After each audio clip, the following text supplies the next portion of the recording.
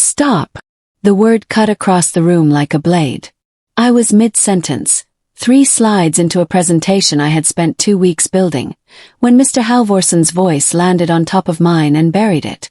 He did not look at me when he said it. He looked at the client. "I apologize," he said, his tone smooth and practiced. "She misunderstood the scope of this discussion. I'll take it from here." 20 people sat around that table. 2 senior executives from our firm, the entire implementation team, and the client whose contract funded half our department's annual revenue. Not one person corrected him. Not one person looked at me with anything resembling solidarity. The room simply rearranged itself around his authority, as though I had never been standing there at all. My presentation screen went dark behind me. Someone on the tech team had cut the feed to the projector, probably on a signal I did not see. I was still holding the remote in my right hand, my thumb resting on the advance button for a slide that no longer existed on the screen.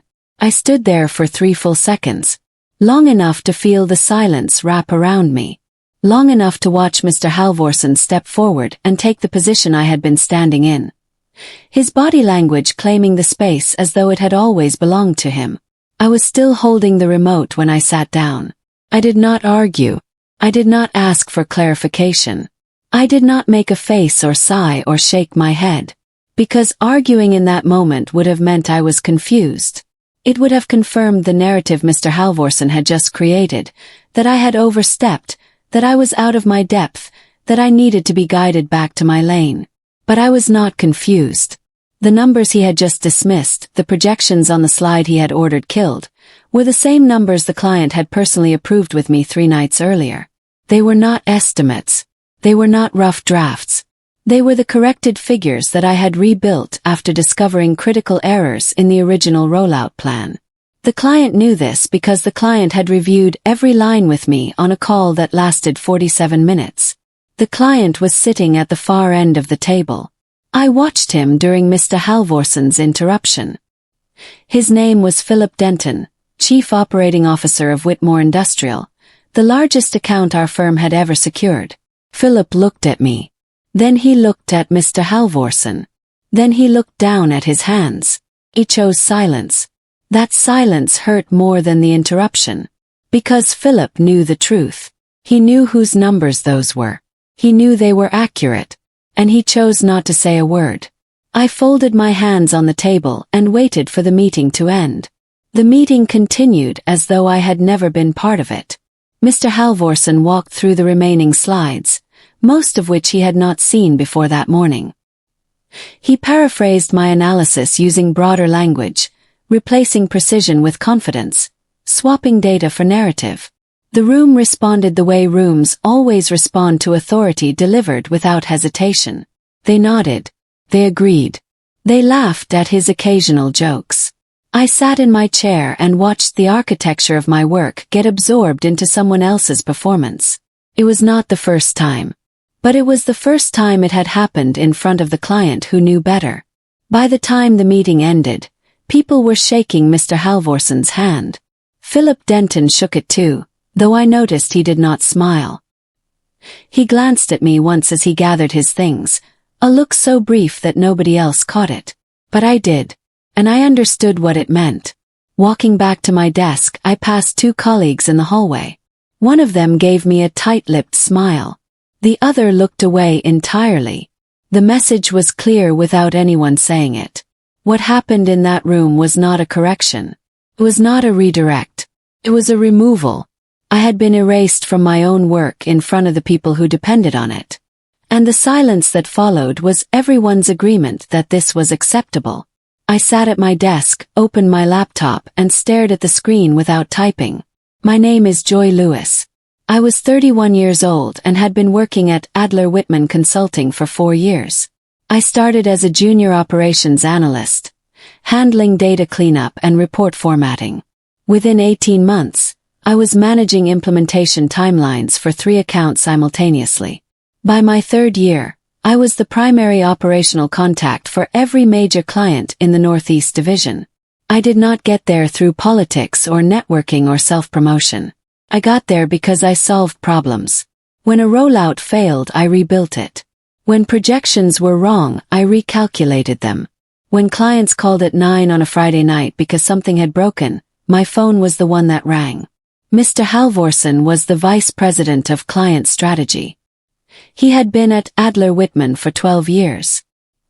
He was polished, well-connected, and skilled at the kind of executive performance that made leadership feel confident. He spoke fluently in boardrooms. He wore authority like a tailored suit. And he had built his reputation on a simple formula. Take credit for success. Distribute blame for failure. Until this morning, I had accepted this arrangement the way most people in my position do. Quietly. Reluctantly. With the understanding that visibility was a privilege granted by people above you, not a right earned by the work itself. But something shifted when he said stop. Something I could not unfeel and would not try to. 2 months before that meeting, I received an email that changed the trajectory of the Whitmore account. It came not from Mr. Halvorsen, not from anyone in our leadership chain, but directly from Philip Denton himself. The subject line was simple. Quick question, implementation timeline. The body of the email was shorter than I expected from a COO of a company that size. Joy, you're the only person at Adler Whitman who explains things clearly. Can you walk me through the Phase 2 rollout assumptions? I've asked twice through official channels and gotten different answers each time. I should have forwarded it to Mr. Halvorsen. That was protocol. Client communication at the executive level was supposed to flow through the VP of Client Strategy. Direct contact with operational staff was discouraged, not forbidden, but strongly discouraged in the unwritten rules that governed how visibility worked at our firm. Instead, I answered. I told myself it was because the question was technical and time-sensitive.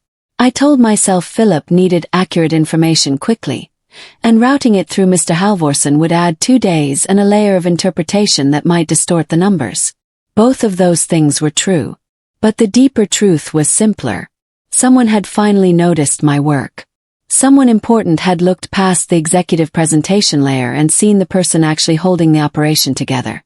And I was not ready to let that recognition be redirected through someone else's name. I answered the email in 40 minutes, with detailed calculations and a clear timeline. Over the next several weeks, a pattern emerged. While Mr. Halvorsen and the executive team discussed strategy in high-level meetings with Whitmore's leadership, I was the one handling everything that happened after the meetings ended. Implementation schedules, technical specifications, risk assessments, capacity planning. The work that turned promises into reality. When the Phase 2 rollout hit a compatibility issue that threatened to delay delivery by 3 weeks, I identified the problem at 2 in the morning and built a workaround by sunrise. Mr. Halvorsen presented the solution to Whitmore's team the next afternoon without mentioning where it came from. When a billing discrepancy nearly triggered a contract review clause, I caught it during a routine audit and corrected it before it reached the client. Mr. Halvorsen referenced the correction in his weekly status report as evidence of the team's strong attention to detail. When Philip Denton's procurement director called in a panic about a compliance gap in the data migration plan, the call was transferred to me. I resolved it in one conversation. The follow-up thank you email from Whitmore went to Mr. Halvorsen. The client learned one habit during those months. When they needed confidence, they called leadership. When they needed truth, they called me. It was not a distinction anyone discussed openly, but it became the operating reality of the account. Philip Denton understood this better than anyone. And quietly, without announcement, he began adjusting his communication patterns accordingly. The first time I watched my work presented without my name was at the quarterly business review in September. Mr. Halvorsen stood in front of Whitmore's executive team and walked through a recovery framework I had designed after the Phase 2 delay.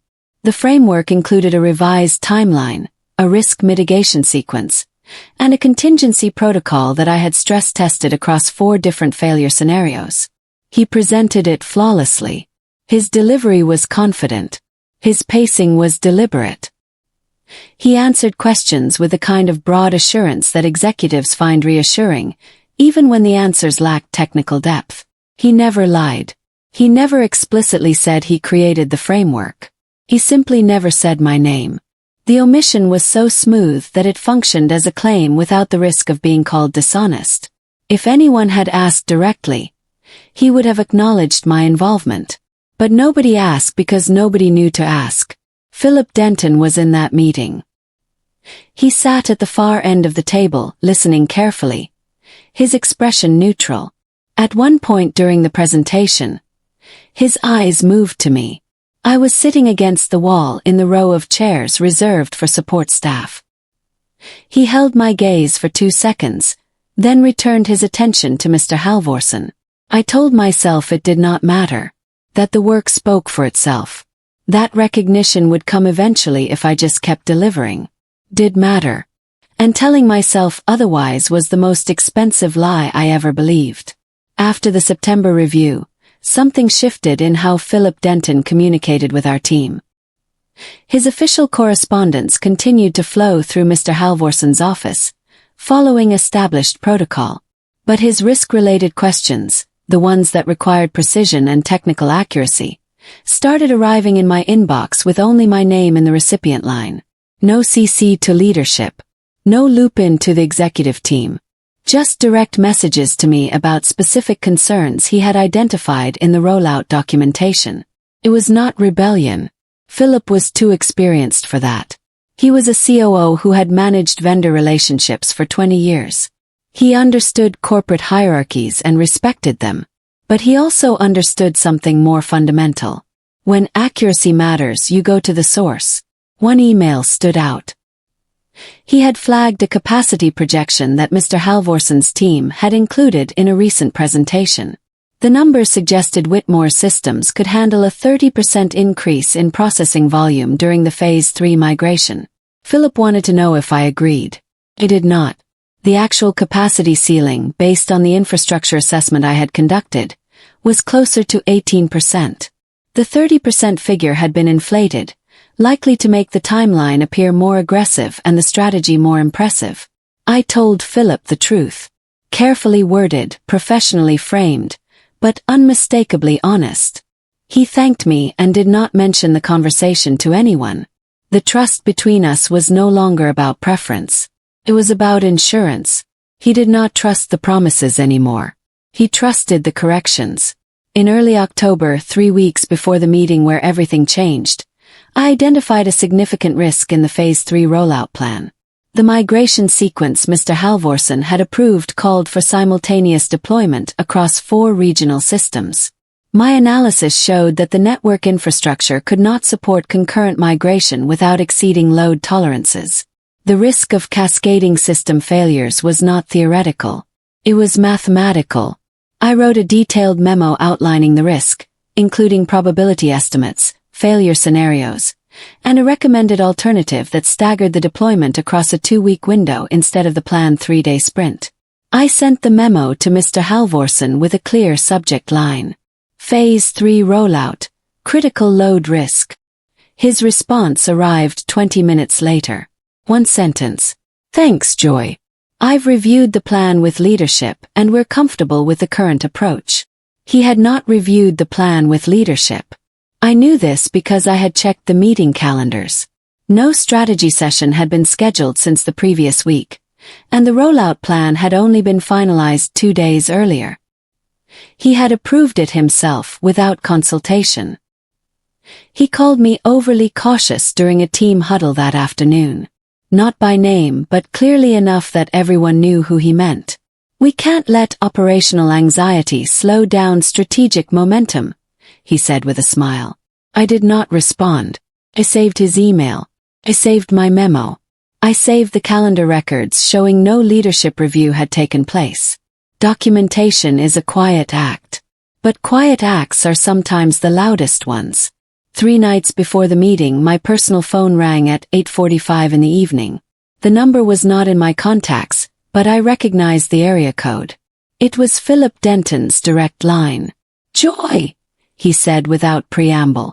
I've been going through the Phase 3 documentation your team sent over. The deployment structure concerns me. If we commit to this timeline with the current architecture, I need to know whether it'll hold. I was sitting at my kitchen table with my laptop open, reviewing the same documentation.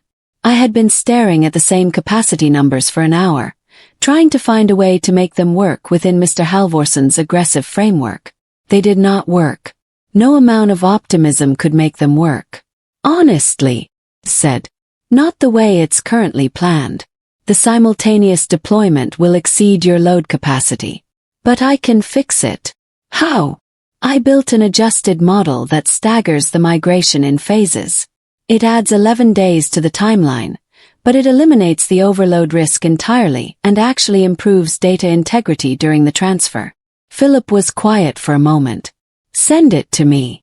I sent him the adjusted model that night. He reviewed it, asked 3 clarifying questions, and approved it before midnight. His final message was simple. This is the version we're moving forward with. Present it at the meeting. Mr. Halvorson never read that model. He did not know it existed. And in 4 days, he would shut it down in front of everyone. The slide Mr. Halvorson killed during that meeting was not a draft. It was not an estimate. It was not a misunderstanding of scope. It was the corrected deployment model, the one I had built to fix the exact problem I had warned him about, the one the client had personally approved with me 3 nights earlier. The version Mr. Halvorson wanted to present was the original plan. The aggressive one. The one with the inflated capacity projections and the 3-day simultaneous deployment that my analysis showed would fail. He wanted to present it because it looked bold. It looked decisive. It made the timeline seem faster and the strategy seem more impressive. My version was slower, more careful, less exciting in a boardroom. But it was the only version that actually worked. When he said stop and told the room I had misunderstood the scope, he was not correcting an error. He was overriding the client's own decision without knowing the client had made one. He was replacing an approved plan with a flawed one because the flawed one made him look better. Philip Denton sat at the end of that table knowing all of this. He knew the slide I was presenting was the model he had approved. He knew Mr. Halvorson was dismissing the only workable version of the plan, and he chose silence, not because he agreed, but because he was watching. I did not understand that distinction then. I would come to understand it soon enough. After the meeting, the office rearranged itself around the new reality. I was someone who had been publicly corrected by a vice president in front of the firm's most important client. In corporate language, that meant I had been marked. Not fired, not disciplined, just diminished in a way that everyone understood without it being written down. Colleagues avoided me in the hallway, not with hostility, with a careful distance of people who did not want to be associated with someone who had lost standing. One analyst, a woman I had trained during her first month, stopped me near the elevator and whispered her assessment of the situation. Don't take it personally. Optics matter more than accuracy at this level. Optics. The word followed me back to my desk like a shadow. It meant that Mr. Halvorson had not silenced me because I was wrong. He had silenced me because my being right threatened his control over the narrative. A corrected plan implied the original plan was flawed. A flawed plan implied the VP who approved it had made an error. And vice presidents at Adler Whitman did not make errors, at least not publicly.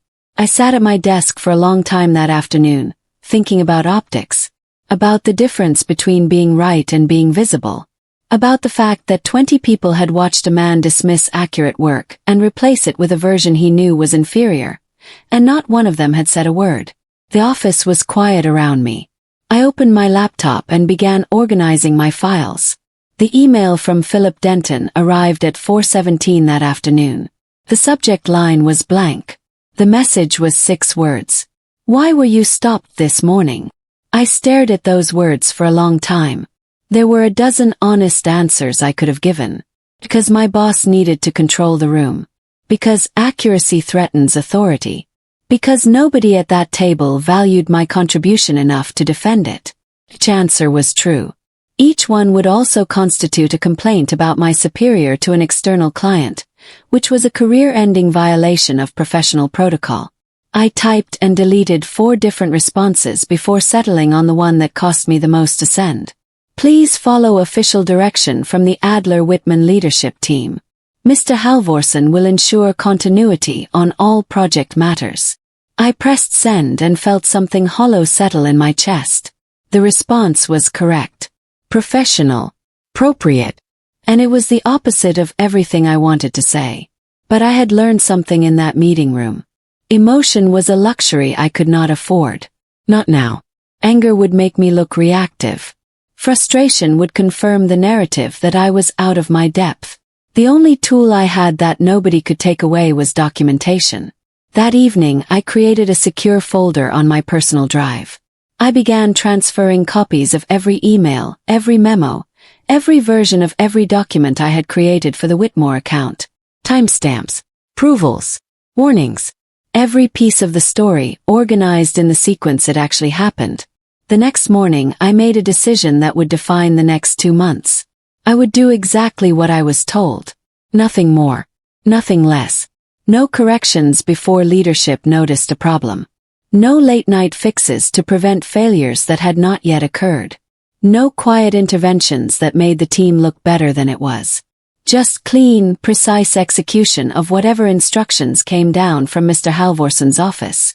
This was not sabotage. I want to be clear about that. I did not break anything. I did not hide information. I did not refuse any assignment. I simply stopped doing the invisible work that had been holding the entire account together. The work nobody thanked me for. The work nobody knew about because by the time it reached them, the problem was already solved. I showed up on time. I completed every task assigned to me. I responded to every email within the expected window. I attended every meeting I was asked to attend and said only what I was asked to say. My inbox became quieter. My calendar grew lighter. The constant low-grade anxiety of being responsible for everything while being credited for nothing faded into something unfamiliar. Stillness. I went home at 5 o'clock for the first time in 3 years. I cooked dinner. I watched television. I slept 7 hours in a row. The strange peace of simply doing your job and no more was something I had never experienced at Adler Whitman. It felt like putting down a weight I had forgotten I was carrying. The first problems appeared within 2 weeks. Small ones. The kind I had been catching and fixing before they ever reached anyone's attention. A data migration sequence that ran in the wrong order. A capacity allocation that exceeded the threshold I had originally flagged. A vendor communication that contradicted the timeline the client had been given. Each issue was minor on its own. But minor issues in a complex implementation have a way of compounding, and without someone quietly intercepting them, they began to accumulate. Mr. Halvorsen addressed the first wave of problems in his weekly status report to leadership. He called them expected operational complexity inherent in a project of this scale. The language was smooth and reassuring, the kind of phrasing that acknowledged difficulty without accepting responsibility. The second wave was harder to explain. A testing environment crashed during a client demonstration. A compliance flag appeared in the data validation logs. A timeline milestone was missed by 4 days, triggering a contractual review clause. Mr. Halvorsen attributed these issues to resource constraints and staffing transitions. He requested additional budget for temporary support staff. Leadership approved the request without questioning the underlying cause. I recorded every incident. Not the problems themselves, those were visible to everyone, but the dates they occurred, the dates I had originally flagged the risks, and the dates my warnings had been dismissed. The pattern was building quietly in my secure folder, a timeline of predicted failures becoming actual failures, each one traceable back to a decision I had been excluded from making. Philip Denton began scheduling more frequent check-in meetings with Mr. Halvorsen. The meetings were professional and cordial on the surface. But after each one, Philip sent me a separate email. Short, direct, increasingly pointed. After the first meeting, he wrote, "The timeline he presented doesn't match the deployment schedule in the technical documents." I replied, "I'm no longer leading implementation on the Whitmore account. Please direct technical questions to the project leadership team." After the second meeting, he wrote, "He couldn't explain the capacity assumptions when I asked directly." I replied with the same redirect. Professional, neutral, consistent. After the third meeting, the tone of Philip's messages changed. The sentences grew shorter. The politeness became sharper. The space between his words carried a weight that even a carefully worded email could not disguise. Joy. The model he's describing is not the model I approved. I read that message 3 times. He was telling me, in the most restrained language a COO could manage, that the plan being executed was not the plan he had agreed to. The approved version, my version, had been set aside. The flawed version, Mr. Halvorson's version, was being implemented instead. I did not respond to that email. Not because I had nothing to say, but because anything I said would either implicate me in a dispute I had been removed from or confirm something that Philip already knew. The distance between what the client approved and what leadership was delivering was widening every week. And I was no longer in a position to close it. In late November, Mr. Halvorson signed the accelerated rollout authorization for Phase 3. The document committed Adler-Whitman to a simultaneous deployment across all 4 of Whitmore's regional systems within a 72-hour window. It was the aggressive timeline I had warned against. The exact scenario my October memo had identified as a critical overload risk. He signed it without contingency coverage.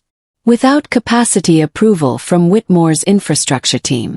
Without the staggered migration adjustment that Philip Denton had approved during our late-night call. He signed it because the accelerated timeline looked impressive. Because it demonstrated strategic boldness.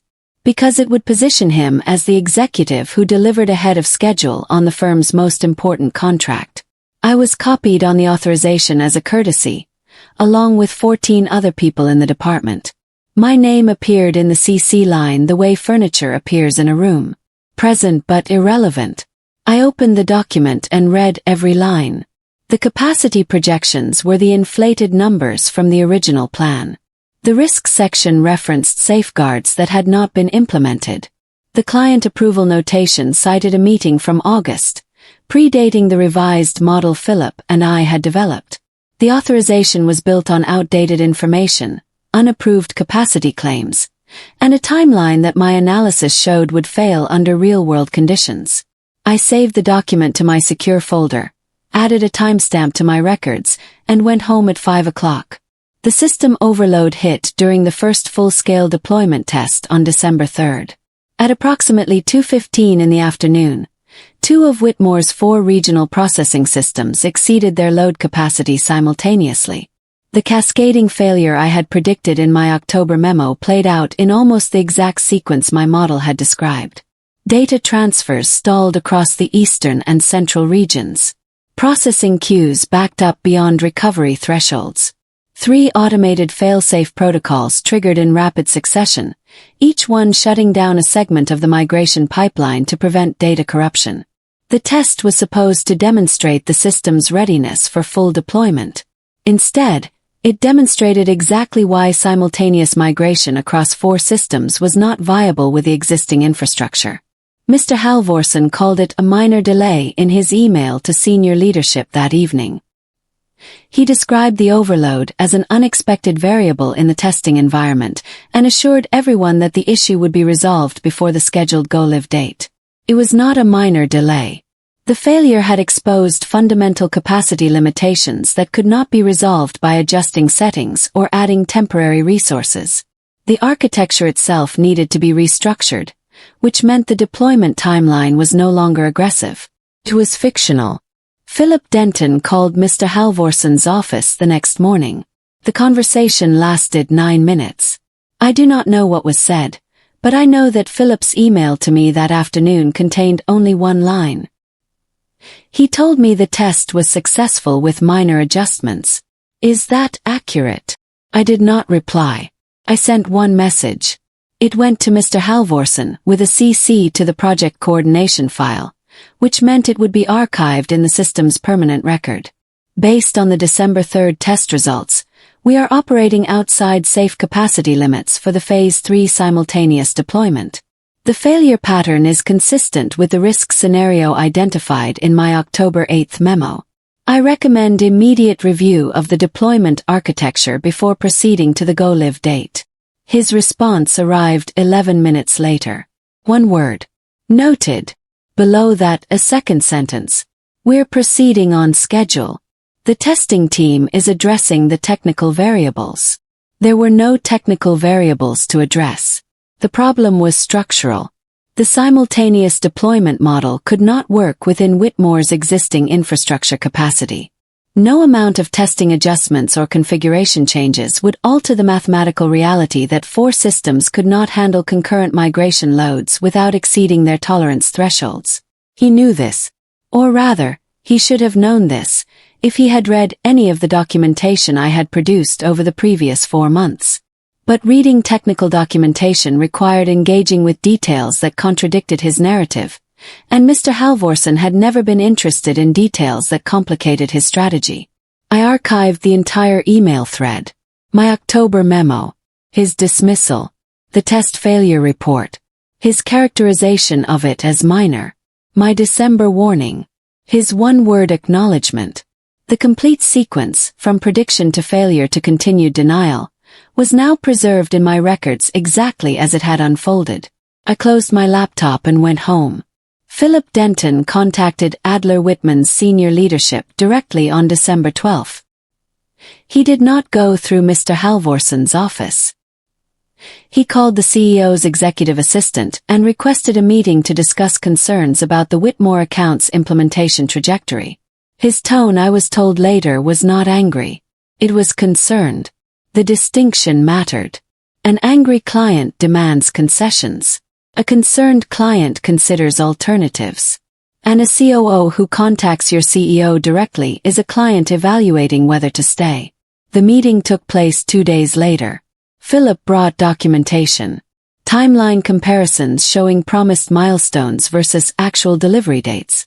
Technical specifications that contradicted the capacity claims in Mr. Halvorsen's presentations.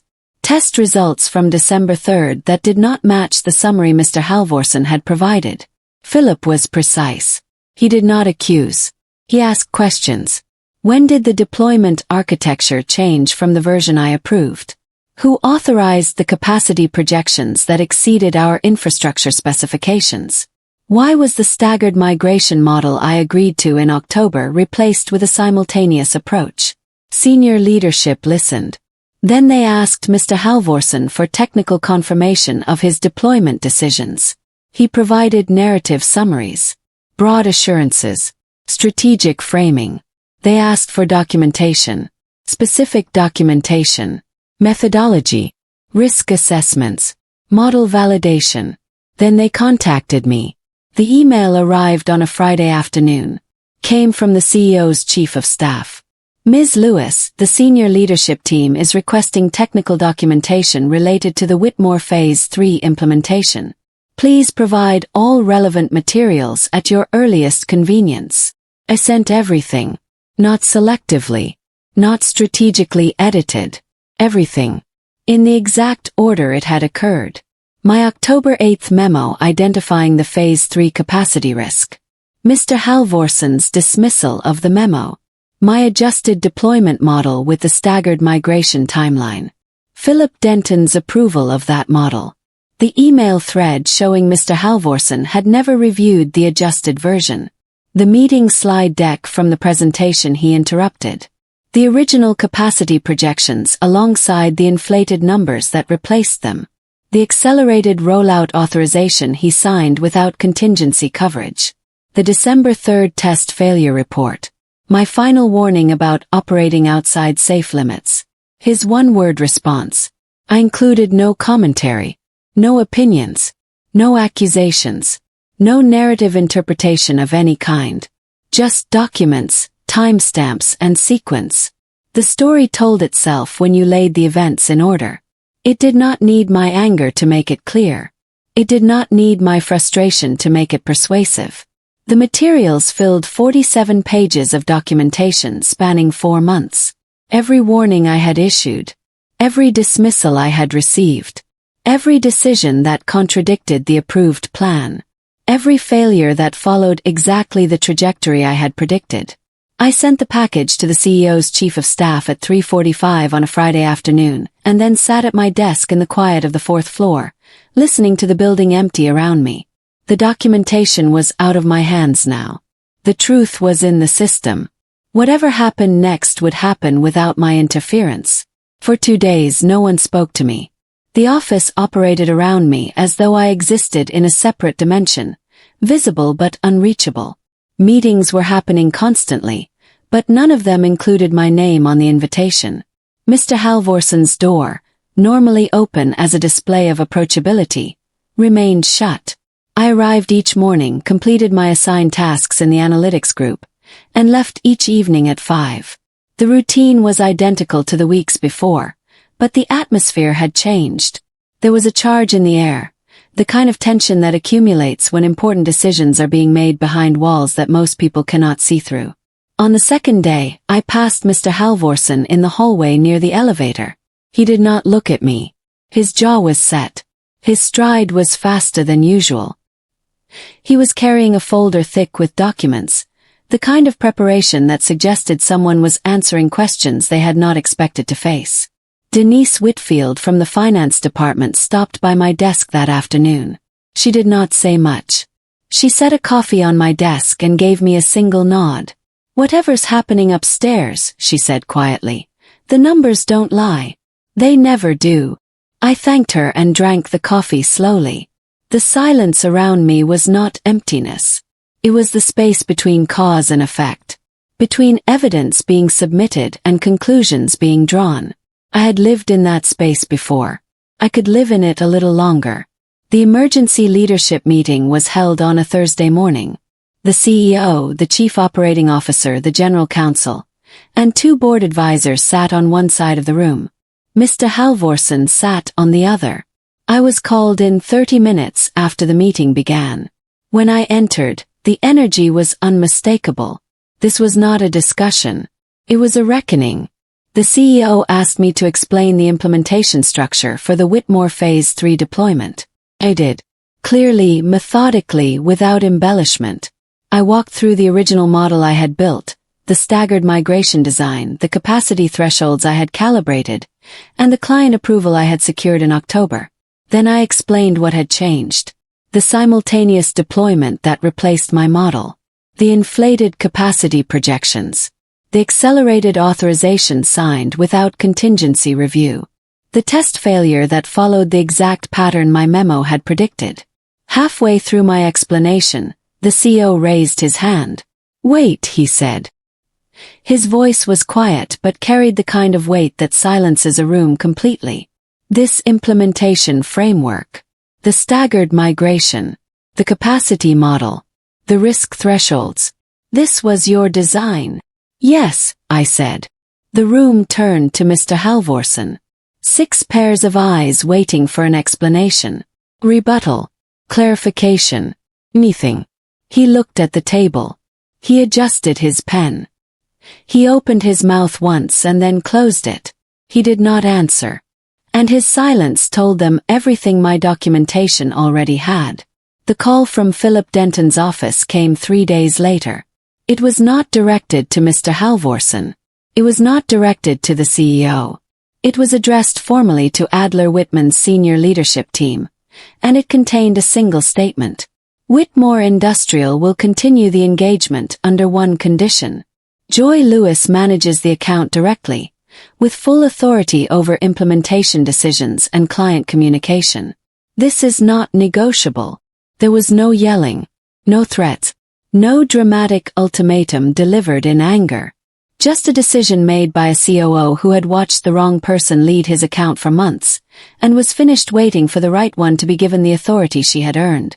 Mr. Halvorson was removed from Whitmore oversight that afternoon. No announcement, no email to the department, no formal reassignment memo. His name simply disappeared from the account distribution list, and his calendar invitations to Whitmore meetings were quietly cancelled. My calendar, by contrast, filled within an hour. Strategy sessions, timeline reviews, budget reconciliations, client calls.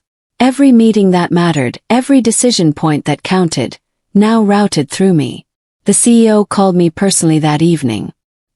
His tone was careful, the tone of someone who understood that what had happened was not just a personnel adjustment but an institutional failure that his leadership had allowed. "Joy, I want you to know that we see the full picture now. And we should have seen it sooner." Thanked him. I did not say what I was thinking, which was that seeing the picture and hanging it on the wall are two very different things. 3 months later, I led the partnership review for the Whitmore account. Same building, same floor. Same room where Mr. Halvorson had told the client I had misunderstood the scope and shut down my presentation in front of 20 people. The seats were the same. The lighting was the same. The projector cast the same blue glow across the table where I had once sat silently while someone else took credit for my work. But nothing else was the same. I stood at the front of that room and presented the revised deployment results.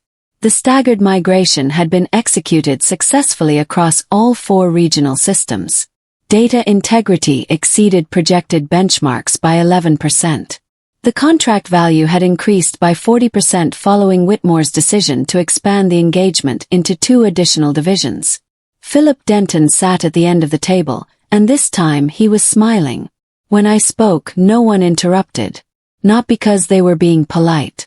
Because they understood what happens when you silence the person holding the structure together. They had watched the account nearly collapse under someone else's authority. They were not eager to repeat the experiment. Mr. Halvorson attended the meeting as an observer. He sat in the back row, in one of the chairs against the wall. The chairs where support staff sit. He took notes on a legal pad and did not speak. I did not look at him. Not out of anger. There was nothing left to prove to him. I looked at the room. At the client who had trusted me. At the team that now reported to me. At the screen displaying results built on work I had done in silence for years. I did not feel humiliated in that room. I felt inevitable,